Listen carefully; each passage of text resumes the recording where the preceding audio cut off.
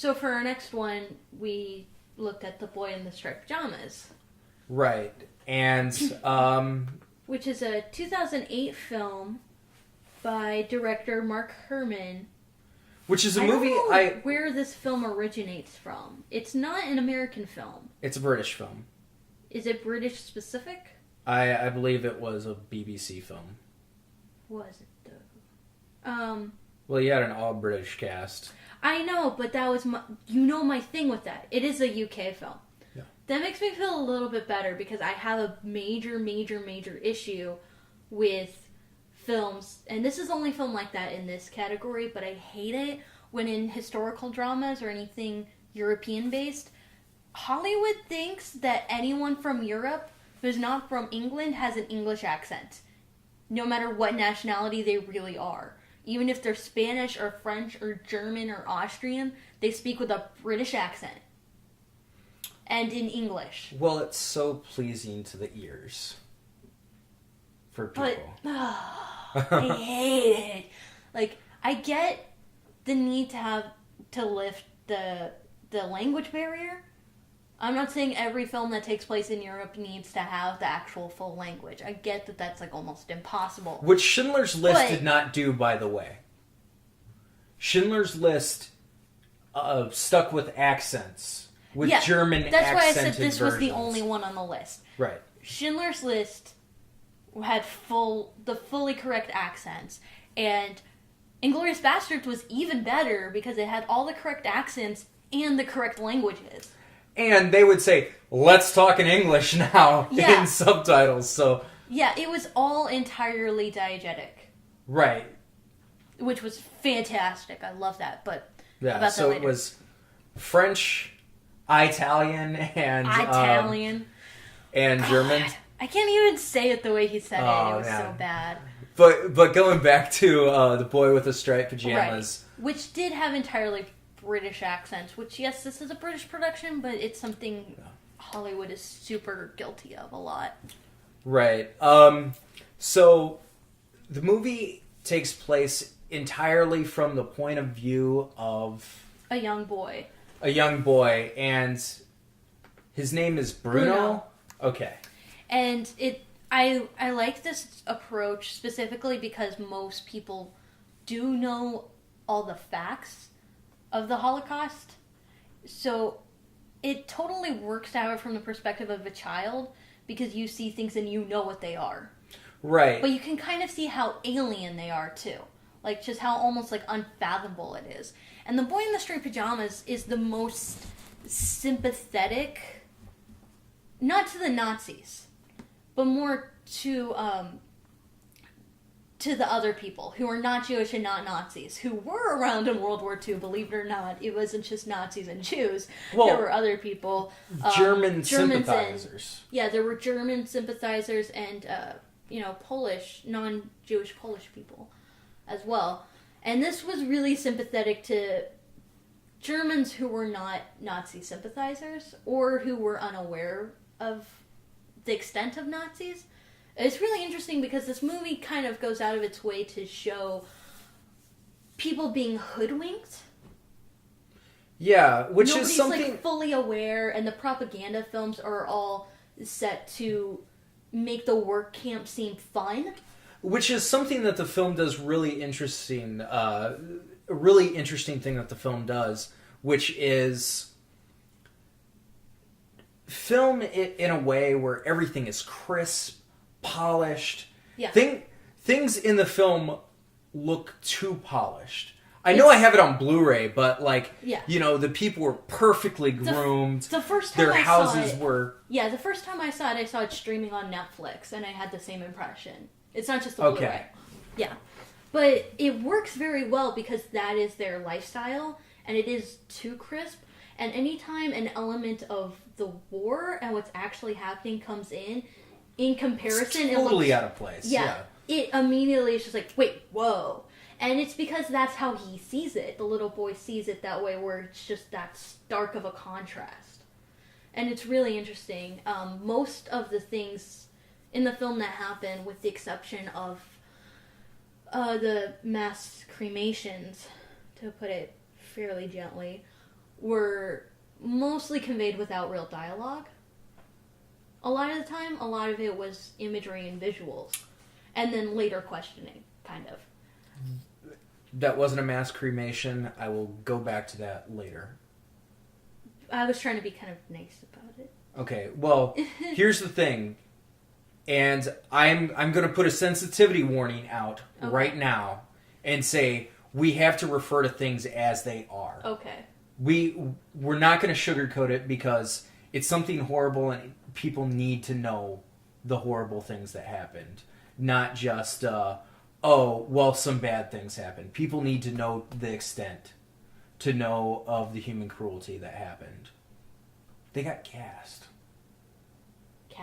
Gassed. No, it's not the gassing, it's when they were burned. Because there's very specifically in the movie, you see the chimneys and the smoke from when all their dead bodies were burned. Okay, so... That's what I'm talking about. Well, that's fair to say, cremation. Okay, see, that's why I said it that way. Okay, sorry, I thought you were talking about... No, I wasn't talking about the earlier. gas chambers. I was talking very specifically about when you see the chimneys and you see the smoke coming out and everybody's talking about the foul smell. Okay, yeah, it is... Because that was talked about at length between the adults. Cremation... Because that was something that the adults in the film who were not Nazis were not aware of. Yeah, cremation is still the proper term. Nobody was burned alive, from my understanding. And... Yeah, it was just there were so many bodies that you couldn't even do the mass graves. They started burning them in which we mass groups we saw in more detail in Schindler's List. Right. So the film is really interesting because you do have the Nazis. You have the Nazis. Bruno's father is a Nazi officer. He's a Nazi officer who genuinely believes... The Nazis genuinely believe they're doing the right thing, and they have some complexity to them. Well, the military is the most propagandized form of government that exists. Right. You have to think in terms of good guy and bad guy in war.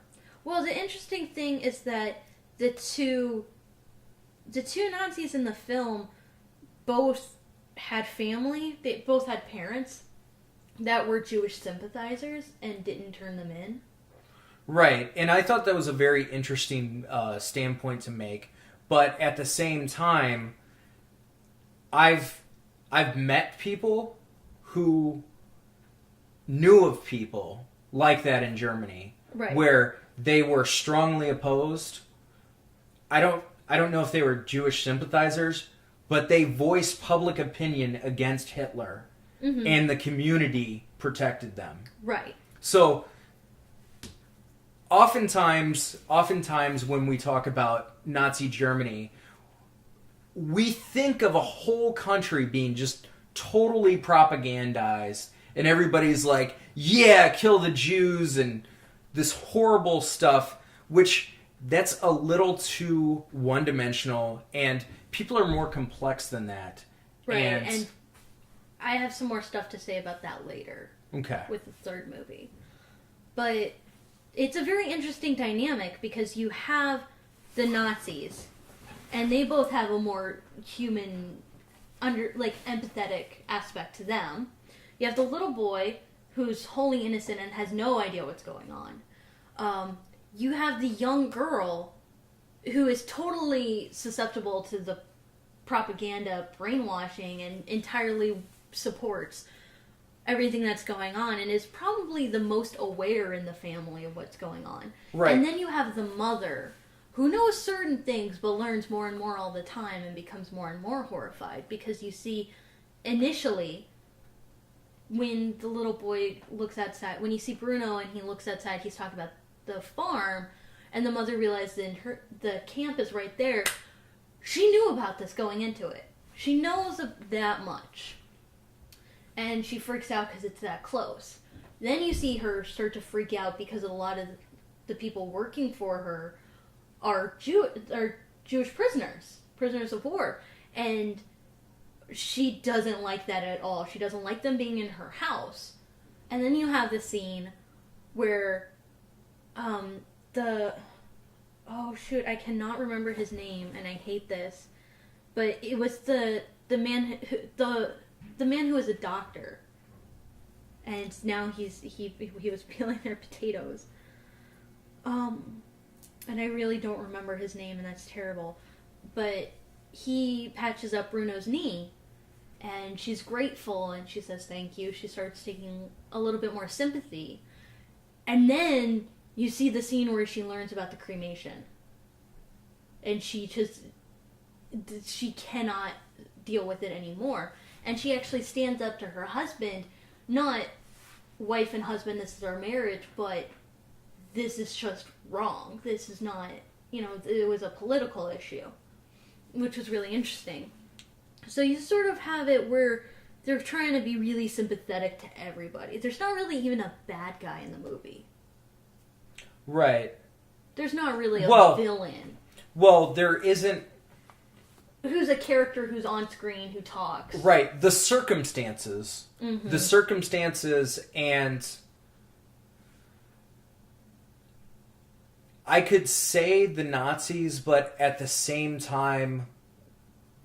Yeah, there was no Nazi. There was no Nazi shown who was only, like, an evil motherfucker.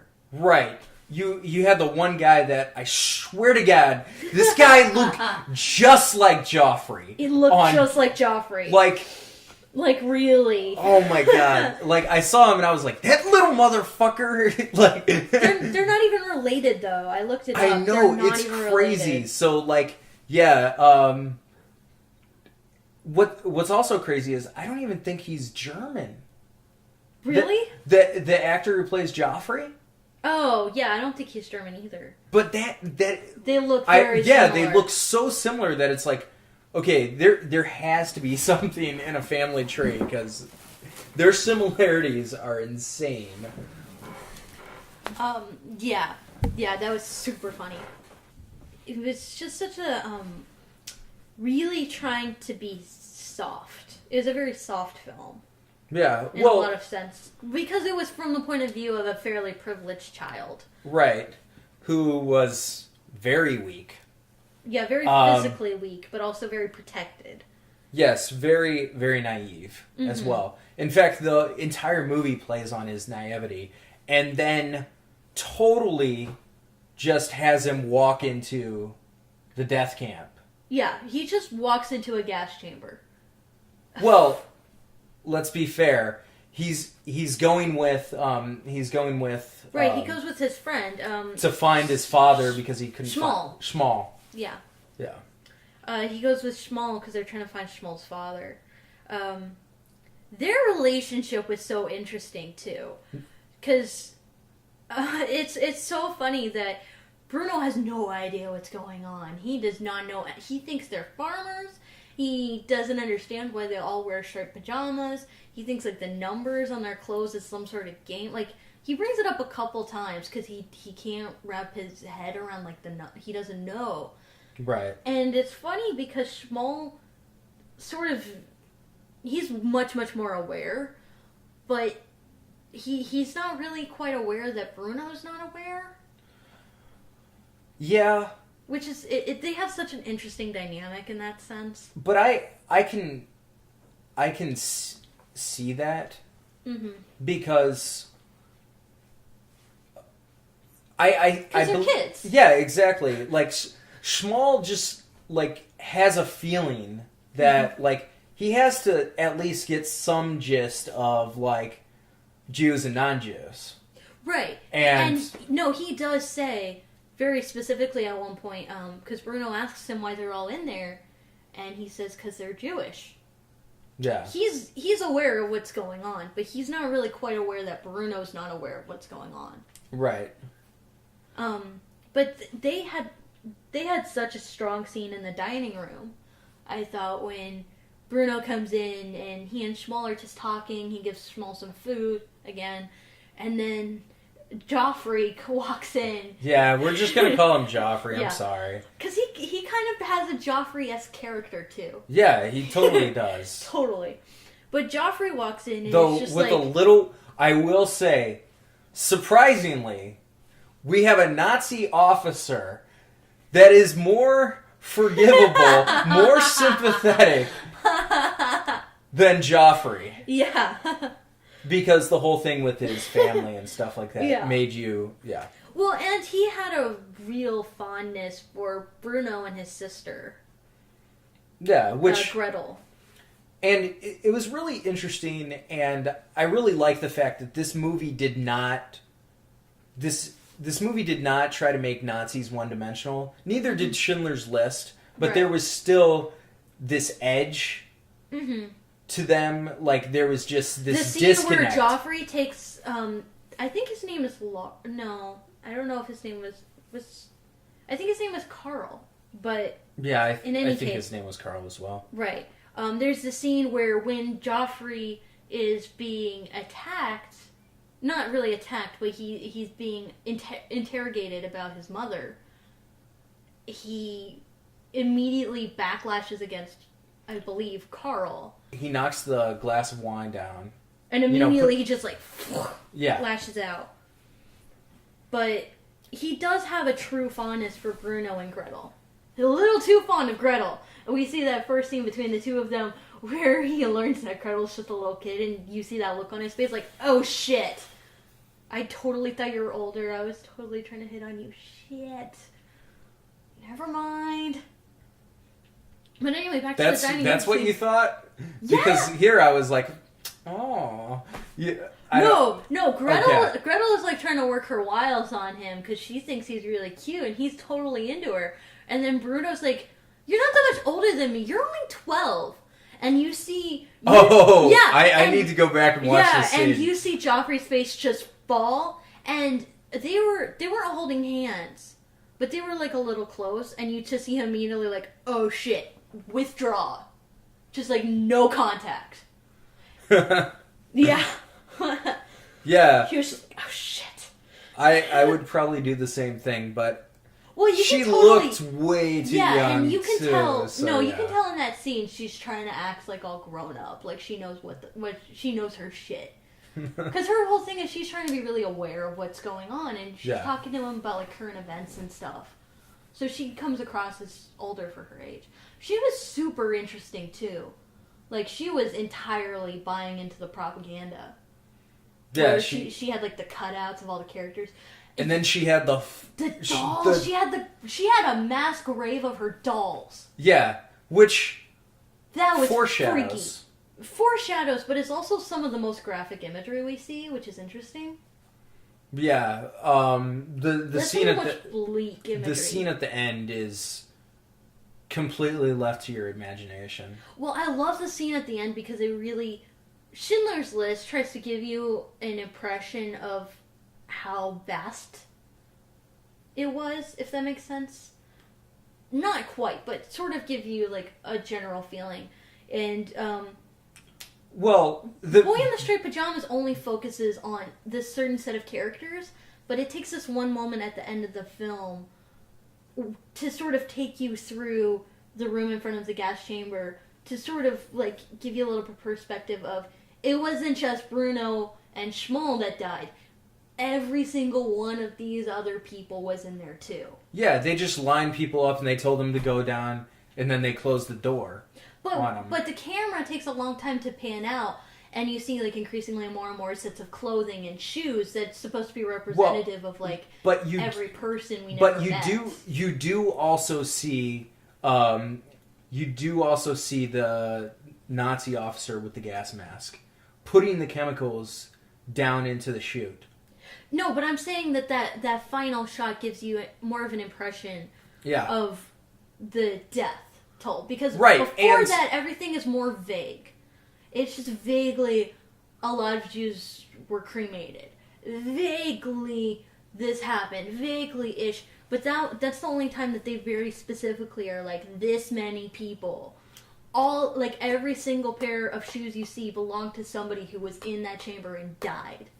Right, and it would have had a bigger impact on me, but I actually had it spoiled for me. Right. I hate that happened to you. Yeah, I had seen the ending of the movie, not knowing what it was. I was in the Navy for a good period of time, and they would just have movies playing on the ship at various times, and so I didn't know what I was watching, and I was sitting on the mess decks. Oh, his name wasn't Carl. His name was Pavel. Okay. That was his name. I'm sorry. I'm looking on IMDb, and I'm just like, oh, duh. I'm so sorry. So, I was sitting on the mess decks, and I see this movie, and I'm like, this movie is like Boy with Striped Pajamas, I think. Yeah, so...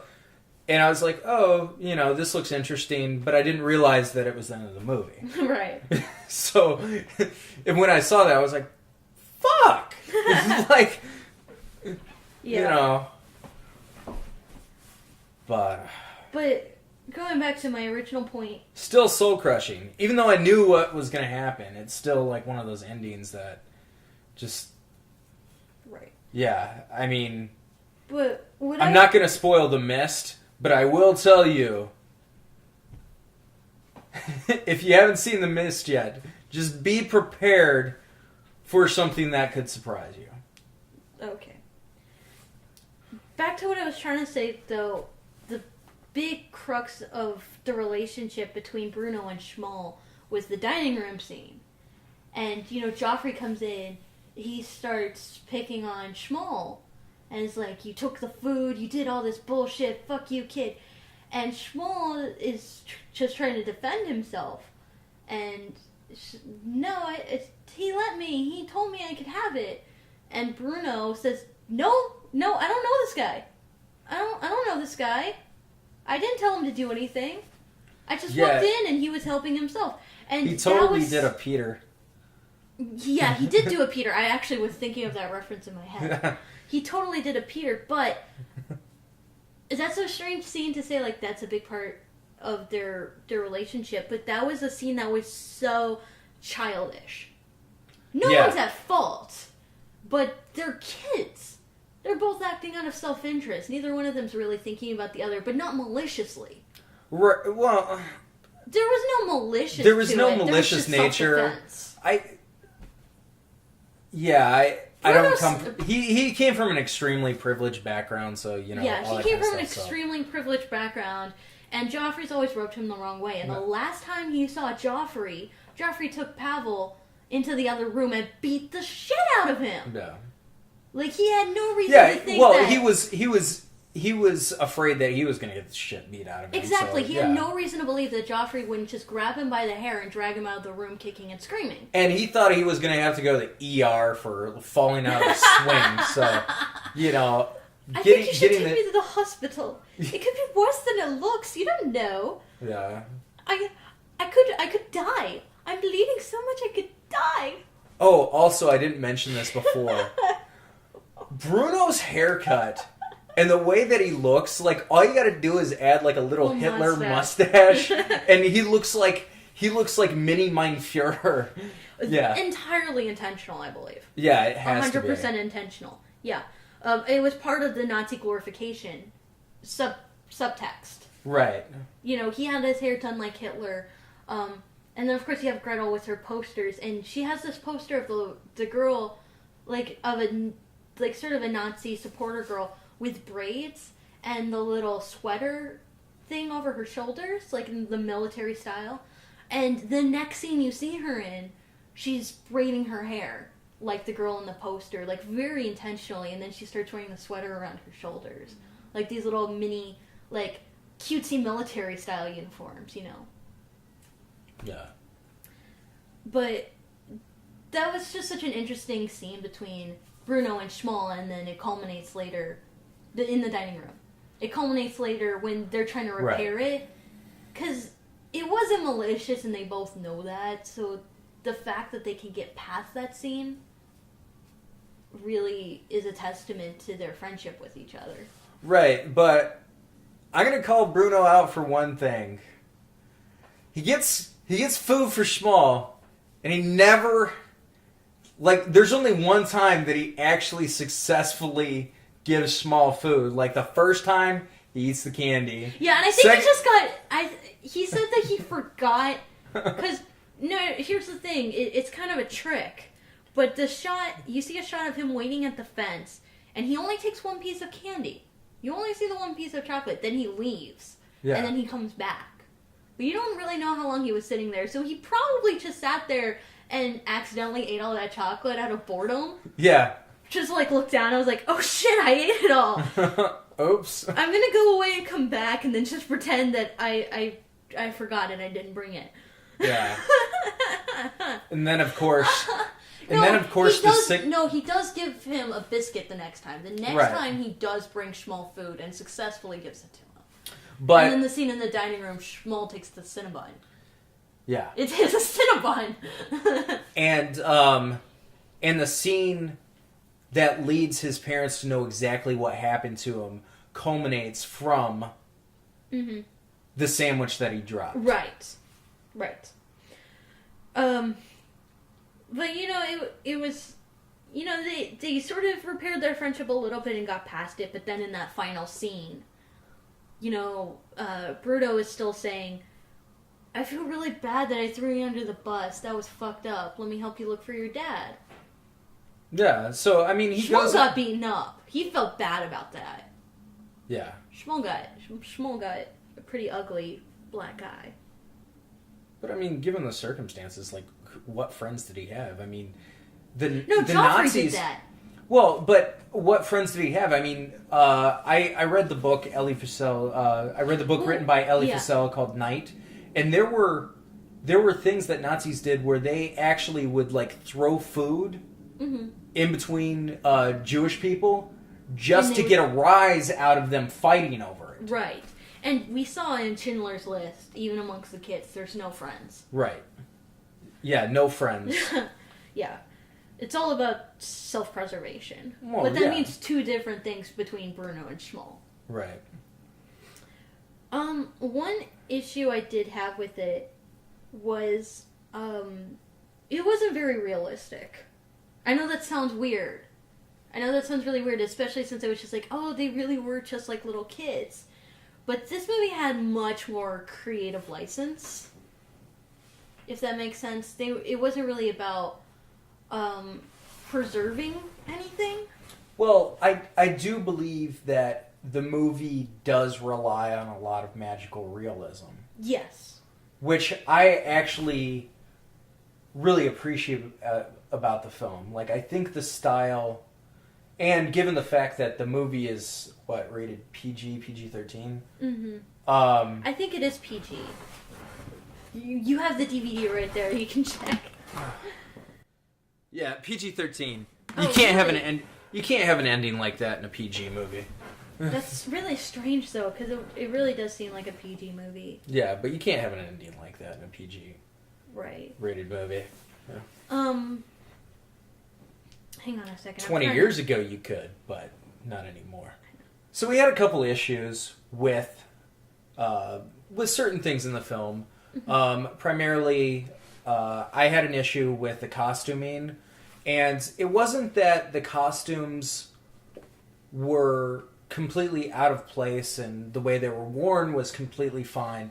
It was the printed texture. A lot of the fabric choices weren't right. Yeah, a lot of the fabric choices, like they were wearing, polyester, like mixed fabric when cotton would have been more common, or, something a little bit rougher. Yeah, and he even has this polo, like a pullover. It wasn't a polo, it was like a pullover sweater. And this sounds a little weird, but it has a zipper in the front of the collar that only goes down a little bit. And he wears a collared shirt under it. And that styling felt very out of place. Yeah, I'm not sure if that would have fit during that. It definitely doesn't seem like anything that was at least mainstream. So that's a weird choice.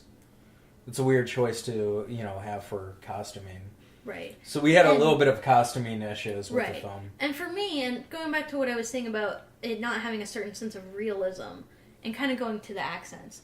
Yeah, they have that British accents, but they're all British actors. It's a British film. I get it.